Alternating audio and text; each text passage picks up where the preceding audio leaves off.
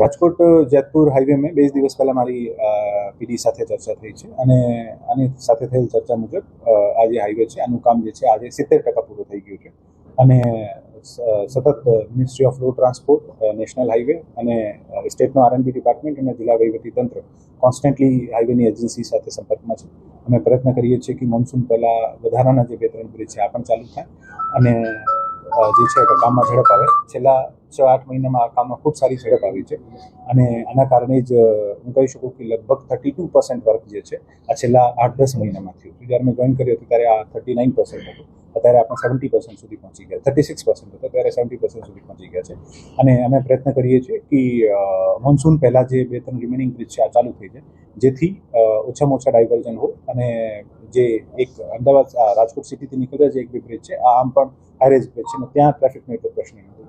મૂળ ઈચ્છા છે કે કોઈ પણ ટ્રાફિકના પ્રશ્ન જે હોય આને સોલ્વ કરવામાં આવે. અગાઉમાં પણ જ્યારે આ પરિસ્થિતિ થતી હતી ત્યારે માર્શલ્સ અને ક્રેન્સ વગેરે રખાવીને આપણે રાઉન્ડ ધ ક્લોક પોલીસ ટ્રાફિકની ડિપ્લોયમેન્ટ કરીને આ બધી કામગીરી કરતા હતા. પ્રયત્ન કરીશું કે ઓછામાં ઓછી અવગત થાય ને કામ ઝડપથી પૂરું થાય.